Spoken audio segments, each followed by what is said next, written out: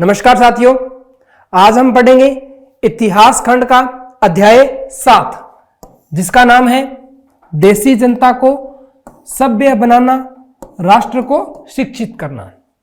देखो बच्चों, अंग्रेजों के शासन से पहले हमारे यहां जो शिक्षा पद्धति अपनाई जाती थी वो गुरुकुल शिक्षा पद्धति थी। यानी कि गुरुकुल शिक्षा पद्धति का मतलब है कि हमारे यहाँ कोई नियमित कक्षाओं का संचालन नहीं था, किसी भी प्रकार की फीस का कोई रूप नहीं था, यानी कि किसी भी प्रकार की कोई फीस नहीं ली जाती थी, या मैं से बोलूँगी ना ही कोई सालाना एग्जाम या पेपर हुआ करते थे। तो सब कुछ एक अलग व्यवस्था थी, ना ही ब्लैक बोर्ड हुआ करते थे, ना ही इम्तिहान हुआ करते थे। पर जैसे ही उपनिवेशक काल यानी कि अंग्रेजी या ब्रिटेन का हमारे ऊपर शासन हुआ तो ब्रिटेन या अंग्रेजों ने हमारे यहाँ शिक्षा के सुधार के भी प्रयास किए। उन्हें कहीं ना कहीं ऐसा लगता था कि जो अंग्रेजी जो शिक्षा है वो भारतीय जो प्राचीन जो शिक्षा है इससे कहीं गुना अच्छी है। तो हम इस अध्याय के अंदर ये सब बातों के बारे में जानेंगे कि अंग्रेजी शिक्षा का हमारे ऊपर क्या प्रभाव पड़ा और हमने कैसे उसे ग्रहण किया, कैसे हमारे गुरुकुल के अंदर जो शिक्षाएं दी जाती थी उनके ऊपर क्या प्रभाव पड़ा। तो आइए देखते हैं। सबसे पहले बात करूं मैं प्राच्यवाद की परंपरा। प्राच्यवाद का मतलब है प्राचीन शिक्षा से, कि प्राचीन शिक्षा कैसे दी जाती थी। सन 1783 में विलियम जोन्स नामक एक सज्जन कलकत्ता आए।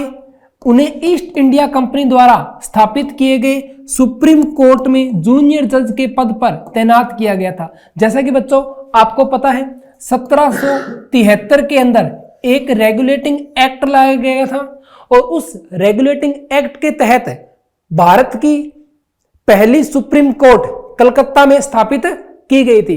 अब सुप्रीम कोर्ट के अंदर ब्रिटेन से अलग अलग जज आया करते थे, तो उन्हीं के अंदर 1783 के अंदर एक जूनियर जज आए थे जिनका नाम था विलियम जोन्स। तो यहां उनकी बात कर रहे हैं। कानून का माहिर होने के साथ साथ जोन्स एक भाषाविद का मतलब है बच्चों जो कई भाषाओं का ज्ञान रखते हैं उनको बोलते हैं भाषाविद। तो विलियम जोन्स की बात कर रहे हैं कि उन्हें कानून का ज्ञान तो था ही था, साथ में भाषाओं का ज्ञान भी था। वो भाषा या अनेकों ग्रंथों के अंदर, अलग अलग भाषाओं में लिखे ग्रंथों के अंदर अपनी रुचि रखते थे। उन्हें ऑक्सफोर्ड में ग्रीक और लैटिन का अध्ययन किया था। यहां उनकी भाषाओं की शैली बताई गई है कि उन्हें किस किस भाषा का ज्ञान था। हेनरी टॉम्स, ये कोई दूसरे व्यक्ति हैं, हेनरी टॉम्स कोलब्रुक और नेथेनियल होलहेड भी भारतीय भाषाएं सीखकर संस्कृत व फारसी रचनाओं का अंग्रेजी में अनुवाद कर रहे थे और प्राचीन भारतीय विरासत को समझने के प्रयास में लगे हुए थे। यानी कि अंग्रेजों ने जो पहला काम किया वो ये था कि भारत के जो वेद ग्रंथ, या मैं ऐसे बोलूं कि जो फारसी भाषा में जो ग्रंथ लिखे गए हैं उन ग्रंथों को पढ़कर उन्हें समझना, उनका ज्ञान प्राप्त करना और उन्हीं ग्रंथों को इंग्लिश के अंदर या अंग्रेजी भाषा के अंदर स्थानांतरित करना, ट्रांसफर करना और उनका अंग्रेजी भाषा में अनुवाद करना, ताकि जो भारत की जो संस्कृति रही है, भारत की जो सभ्यता रही है उसका ज्ञान कहीं ना कहीं पूर्वी देश का मतलब है बच्चों जो एशिया है वो हमारे विश्व के मानचित्र में पश्चिम की ओर मतलब इस तरफ है और यूरोप जो है इस तरफ है। तो जब यूरोप के लोगों की बात आती है तो यूरोप के लोग बोलते हैं हमें पूर्वी देश, यानी कि यूरोप को पूर्व की तरफ चलना पड़ता था। ऐसे जो एशियाई देश थे जब वो इस तरफ चलते थे तो वो इनको बोलते थे पश्चिमी देश। तो आगे देखते हैं अपने, यानी कि जो पश्चिमी देश थे यानी कि जो यूरोप था वो कहीं ना कहीं भारतीयों द्वारा लिखे गए वेदों के ग्रंथों के बारे में जानना चाहते थे, उनका अध्ययन करना चाहते थे, ताकि उनको इंग्लिश में या अंग्रेजी भाषा में रूपांतरित कर इस ज्ञान को यूरोप में भी बढ़ाया जा सके। इन लोगों के साथ मिलकर जोन्स, ये उन्हीं की बात कर रहे हैं जो जूनियर जज बनकर आए थे, ने एशियाटिक सोसाइटी ऑफ बंगाल का गठन किया और एशियाटिक रिसर्च नामक शोध पत्रिका का प्रकाशन शुरू किया। यानी कि इनके अंदर जो बातें लिखी हुई है उन्हें पत्रिका के माध्यम से दूसरे देशों तक या यूरोप तक पहुंचाने का काम किया। 1781 में अरबी, फारसी, इस्लामिक कानून के अध्ययन को बढ़ावा देने के लिए कलकत्ता में एक मदरसा खोला गया। क्योंकि देखो इस्लामिक कानून हमारे यहाँ मुगल शासन में इस्लामिक कानून जो था वो लागू हुआ करता था, तो ये उन चीजों को पढ़ रहे थे ताकि उस कानून के अंदर जितनी गहराई से चीजों को समझा गया है उनके बारे में पता कर सके और उन्हीं कानूनों का रूपांतरण कर उन्हें ब्रिटिश शासन में भी शामिल किया जा सके। तो इसके लिए ब्रिटिश शासन ने मदरसों की स्थापना की। ऐसे ही हिंदू धर्म के भी अलग अलग कानून थे, तो उनके लिए 1791 में बनारस में हिंदू कॉलेज की स्थापना की गई। अब हम बात करते हैं जेम्स मिल।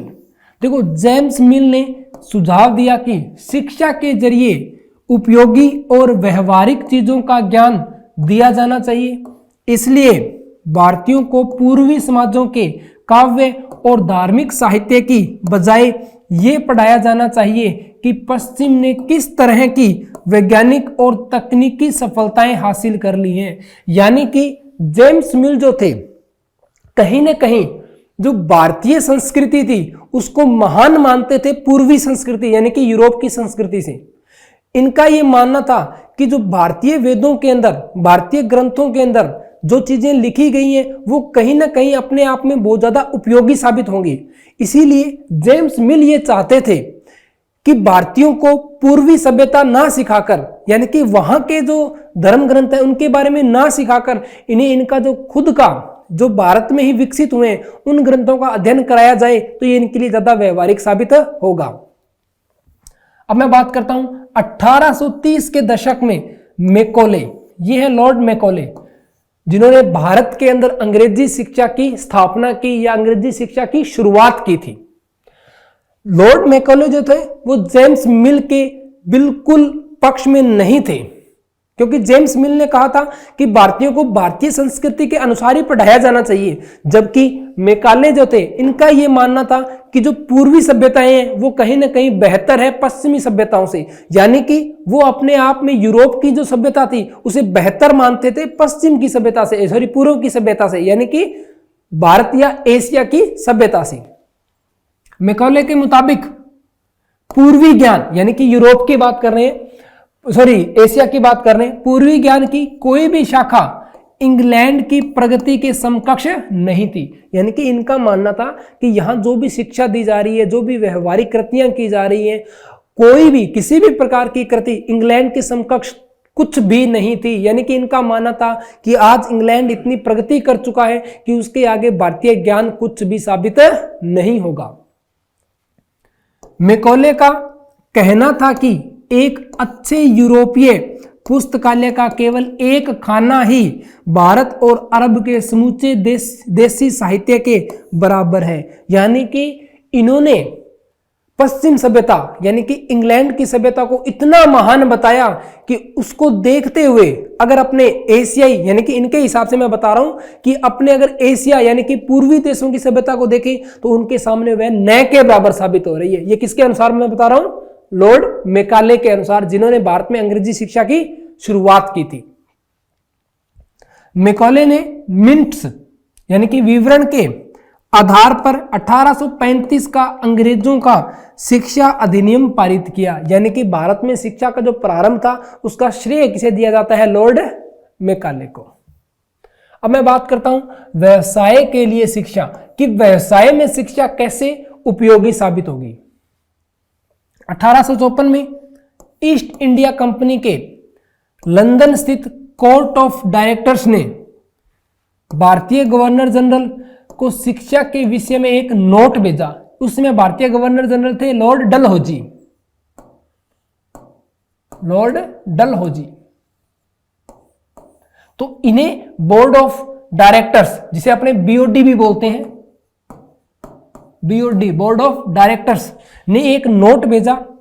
कंपनी के नियंत्रक मंडल के अध्यक्ष चार्ल्स वुड के नाम से जारी किए गए इस संदेश को वुड का नीति पत्र यानी कि वुड्स डिस्पैच के नाम से जाना जाता है। इस दस्तावेज में भारत में लागू की जाने वाली शिक्षा नीति की रूपरेखा स्पष्ट करते हुए एक बार फिर से दोहराया गया कि प्राच्यवादी यानी कि प्राचीन ज्ञान की बात कर रहे हैं, जो हमारे गुरुकुल के अंदर या हमारे गुरुओं के द्वारा दिया जाता था, प्राच्यवादी ज्ञान के स्थान पर यूरोपीय शिक्षा को अपनाने से कितने व्यवहारिक लाभ प्राप्त होंगे। यानी कि कहीं ना कहीं अंग्रेज जो थे वो अंग्रेजी शिक्षा को लागू करना चाहते थे। इससे उनका जो फायदा था वो ये था कि जब भारतीय अंग्रेजी शिक्षा को जानेंगे तो वो कहीं ना कहीं अंग्रेजों के गुलाम बने रहेंगे, क्योंकि अगर अपने को व्यवसाय करना है तो व्यवसाय में भाषा अपना एक अलग रोल निभाती है, ताकि हमारे नीचे जो काम करेंगे, अंग्रेजों का ये मानना था कि हमारे नीचे जो व्यक्ति काम करेगा अगर वो हमारी बात को सही से समझ भी नहीं पाएगा तो वो हमारे लिए बिना किसी दुश्मनी के कैसे कार्य कर सकता है। तो अपने आप के प्रति घनिष्ठ बनाने के लिए अंग्रेजों ने यह काम किया था ताकि वो हमारे प्रति वफादार बने रहें। आगे देखते हैं 1854 के नीति पत्र, जिसे अपने वुड्स डिस्पैच भी बोलते हैं, के बाद अंग्रेजों ने कई अहम कदम उठाए, क्योंकि यहां इन्हें साफ कर दिया गया था कि अब भारत में अंग्रेजी शिक्षा पद्धति या जो अपने पश्चिमी सभ्यता है उसको अपनाया जाना चाहिए। सरकारी शिक्षा विभागों का गठन किया गया। जैसे आज देखते हैं अपने सरकारी स्कूल होते हैं, तो वैसे ही उस समय भी सरकारी शिक्षा विभागों का गठन किया गया ताकि शिक्षा संबंधी सभी मामलों पर सरकार का नियंत्रण स्थापित किया जा सके। विश्वविद्यालयी शिक्षा की व्यवस्था विकसित करने के लिए भी कदम उठाए गए। यानी कि 1854 के बाद जो अंग्रेज सरकार का जो रुख था वो था सबसे पहले शिक्षा को बढ़ावा देना, विश्वविद्यालय महाविद्यालयों की स्थापना करना, यानी कि ज्यादा से ज्यादा जो शिक्षा है वो अंग्रेजी माध्यम से प्रदान करना। 1857 में जब मेरठ और दिल्ली में सिपाही विद्रोह कर रहे थे, ये बात कर रहे हैं 1857 की क्रांति की, उसी समय कलकत्ता, मद्रास और बंबई विश्वविद्यालयों की स्थापना की जा रही थी। यानी कि एक तरफ तो क्रांति की जा रही थी और दूसरी तरफ अंग्रेज जो थे वो विश्वविद्यालयों की स्थापना कर रहे थे। अब हम बात करते हैं कि जब ऐसा काम चल रहा था, यानी कि विश्वविद्यालयों की स्थापना हो रही थी, सरकारी विद्यालयों की स्थापना हो रही थी, तो उस समय जो स्थानीय पाठशालाएं थी जो अपने परंपरागत रूप से चलती आ रही थी, जो गुरुकुल कह सकते हैं अपने, जो गुरुकुल सदियों से चलते आ रहे थे, तो उनका क्या हुआ? तो स्थानीय पाठशालाओं का क्या हुआ? विलियम एडम की रिपोर्ट। अब ये हम समझेंगे विलियम एडम की रिपोर्ट से कि विलियम एडम की रिपोर्ट के अनुसार स्थानीय पाठशालाओं का क्या हुआ। तो 1830 के दशक में स्कॉटलैंड से आए ईसाई प्रचारक का मतलब होता है बच्चों जो ईसाई धर्म का प्रचार कर रहे थे, यानी कि पादरी कह सकते हैं हम इन्हें। विलियम एडम ने बंगाल और बिहार के शीलों का दौरा किया, यानी कि स्कूलों की बात कर रहे हैं, उस समय के जो गुरुकुल थे उनकी बात कर रहे हैं। एडम ने पाया कि बंगाल और बिहार में 1 लाख से ज्यादा पाठशालाएं हैं, यानी कि उन्होंने भारतीय शिक्षा पद्धति को देखा कि यहाँ जो शिक्षा पद्धति है या जो स्कूल है उनकी संख्याओं के बारे में देखा कि यहाँ कितने अधिक स्कूल हैं, कैसे शिक्षाएं दी जा रही हैं। ये बहुत छोटे छोटे केंद्र थे जिनमें आमतौर पर 20 से ज्यादा विद्यार्थी नहीं होते थे, यानी कि अपने कह सकते हैं मोहल्ले स्कूल, यानी कि हर एक मोहल्ले का अपना अलग अलग स्कूल हुआ करता था और उन स्कूलों को चलाने का जो काम थे वहां के धन्ना सेठ या जो पढ़े लिखे व्यक्ति थे वो करते थे। ये पाठशालाएं संपन्न लोगों या स्थानीय समुदाय द्वारा चलाई जा रही थी। कई पाठशालाएं स्वयं गुरु द्वारा ही प्रारंभ की गई थी। अब देखो जो एडम की जो रिपोर्ट थी, उन्होंने अपनी रिपोर्ट में क्या क्या बताया उन स्कूलों के बारे में कि उन स्कूलों में शिक्षा का संचालन कैसे होता था, कैसे वहां पढ़ाया जाता था, उन सब बातों की जानकारी अपने को यहां से मिलती है कि शिक्षा का तरीका काफी लचीला था। लचीला यानी कि शिक्षा देने का तरीका, यानी कि कोई भी मानदंड तय नहीं थे कि किस प्रकार की शिक्षा दी जानी चाहिए। बहुत ही लचीला यानी कि व्यवहारिक शिक्षा दी जाती थी, कोई किताबी ज्ञान नहीं दिया जाता था। बच्चों की फीस निश्चित नहीं थी, यानी कि बच्चों की जो फीस थी उसका भी कोई निश्चित अनुमान नहीं था, यानी कि अगर कोई गरीब परिवार से आता है तो उसकी फीस कम भी हो सकती थी और किसी के लिए फीस ज्यादा भी हो सकती थी। छपी हुई किताबें नहीं होती थी। पाठशाला की इमारत अलग से नहीं बनाई जाती थी। जो पाठशालाएं थी वो खुले में भी लगाई जाती थी, पेड़ों के नीचे भी लगाई जाती थी, यानी कि अलग से कोई भी इमारतों की व्यवस्था नहीं थी। बेंच और कुर्सियां नहीं होती थी, बच्चे जो होते थे वो सीधा जमीन पर बैठते थे, ब्लैक बोर्ड नहीं होते थे, अलग से कक्षाएं लेने, बच्चों की हाजिरी लेने का कोई इंतजाम नहीं होता था, सालाना इम्तिहान और नियमित समय सारणी जैसी कोई व्यवस्था नहीं थी। तो ये सब जो बताया गया है, ये बताया गया है हमारी पाठशालाओं के बारे में, जो कि उस समय बंगाल और बिहार में चल रही थी। ये सब कुछ एडम की रिपोर्ट में लिखा गया था। उस रिपोर्ट के कुछ अंश मैंने आपके सामने प्रदर्शित किए हैं। अब मैं बात करता हूं नई दिनचर्या, नए नियम, कि जैसे हमारे यहां पर नियम लागू हो गए, नई शिक्षा पद्धति लागू होगी, तो फिर नई दिनचर्या अपनाएगी। तो उस दिनचर्या की मैं बात करूंगा। 19वीं सदी के मध्य तक, यानी कि लगभग 1854 की बात कर रहे हैं, कंपनी का ध्यान मुख्य रूप से उच्च शिक्षा पर था, क्योंकि मैंने आपको बताया था 1854 के अंदर ही वुड्स डिस्पैच नाम का एक नीति पत्र आया था और उसमें शिक्षा पर काफी जोर दिया गया था। 1854 के बाद कंपनी ने देसी शिक्षा व्यवस्था में सुधार लाने का फैसला किया, यानी कि उन्होंने जो शिक्षा व्यवस्था देखी एडम की रिपोर्ट के अनुसार, तो उन्हें कहीं ना कहीं लगा कि इस शिक्षा में सुधार किया जाना चाहिए। इसके पीछे भी उनका राजनीतिक फायदा था, जो कि मैंने आपको अभी कुछ देर पहले बताया था, क्योंकि वो अपने आप को हमेशा हमारे से सर्वोपरि रखना चाहते थे, हमें जो है अपना गुलाम बनाए रखना चाहते थे। सबसे पहले तो कंपनी ने, अब सुधारों की बात कर रहे हैं कि कौन कौन से सुधार किए, तो सबसे पहले तो कंपनी ने बहुत सारे पंडितों को सरकारी नौकरी पर रख लिया।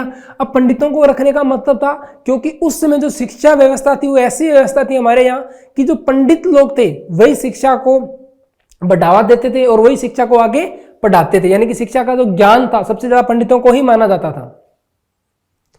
इनमें से प्रत्येक पंडित को 4-5 स्कूलों की देखरेख का जिम्मा सौंपा जाता था। प्रत्येक गुरु को निर्देश दिया गया कि वे समय समय पर अपने स्कूलों के बारे में रिपोर्ट भेजें और कक्षाओं को नियमित समय सारणी के अनुसार पढ़ाएं, यानी कि वो कहीं ना कहीं हमारी शिक्षा व्यवस्था को परिवर्तित कर रहे थे, या मैं से बोलूं कि जो सुधार कर रहे थे।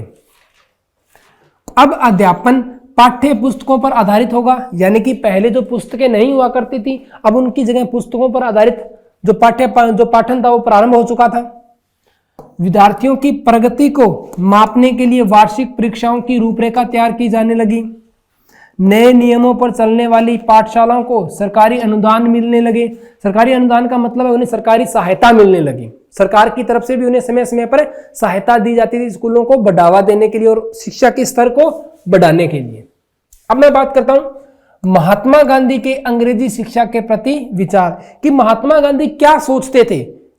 महात्मा गांधी के अनुसार क्या अंग्रेजी शिक्षा हमारे यहाँ अच्छी थी या बुरी थी, हमें किस शिक्षा के प्रति ध्यान ज्यादा देना था, ये सब कुछ बातें महात्मा गांधी के बारे में हम देखते हैं। महात्मा गांधी का कहना था कि औपनिवेशक का मतलब मैंने आपको पहले भी बताया, औपनिवेशक मतलब जो बाहरी राष्ट्र जब आकर किसी दूसरे राष्ट्र पर अपना राज करता है तो उसे बोलते हैं औपनिवेशक शासक, यानी कि वो व्यक्ति राज कर रहा है जो इस देश का न हो। तो औपनिवेशिक शिक्षा से मतलब जो हमारे देश की परंपरागत शिक्षा न होकर किसी अन्य देश से अपनाई गई हो, तो इसका मतलब क्या आ गया, औपनिवेशिक शिक्षा, यानी कि अंग्रेजी शिक्षा ने भारतीयों के मस्तिष्क में ही हीनता का बोध पैदा कर दिया है। ये इस बात का मतलब है बच्चों, उस समय तक कुछ लोगों ने अंग्रेजी में शिक्षा प्राप्त कर ली, जैसे कि अपने एक उदाहरण के तौर पे देखते हैं कि मान लो कोई एक समाज में 10 लोग हैं और 10 लोग में से 2 लोगों ने अंग्रेजी में शिक्षा प्राप्त कर ली, तो बाकी के जो 8 लोग थे वो उन्हें कहीं ना कहीं अंग्रेज ही मानना प्रारंभ कर चुके थे। उन्हें ऐसे लगता था कि ये अंग्रेज ही हैं, अंग्रेज का सीधा संबंध वो अंग्रेजी भाषा से देखते थे। तो कहीं ना कहीं खुद के समाज में ही आपस में मतभेद होना प्रारंभ हो गए थे, हीनता की दृष्टि से देखा जाने लगा था। और जो लोग पढ़े लिखे थे वो अपने से नीचे लोगों को, जिनको अंग्रेजी का ज्ञान नहीं था, उन्हें हीनता की दृष्टि से देखना प्रारंभ कर चुके थे कि ये तो अनपढ़ है। आगे देखते हैं। उनके मुताबिक अंग्रेजी में दी जा रही, उनके मतलब महात्मा गांधी के, दी जा रही शिक्षा भारतीयों को अपाहिज बना देती है। उसने उन्हें अपने सामाजिक परिवेश से काट दिया है, जैसा कि मैंने आपको बताया आपस में ही मतभेद होना प्रारंभ हो गए थे और उन्हें अपनी ही भूमि पर अजनबी बना दिया था। अब मैं बात करता हूं, जैसे कि महात्मा गांधी ने अपने विचार रखे, ऐसे ही टैगोर ने विचार न रखते हुए एक विद्यालय की ही स्थापना कर दी। देखते हैं आगे क्या था, टैगोर का शांति निकेतन। रविंद्रनाथ टैगोर ने यह संस्था 1901 में शुरू की थी।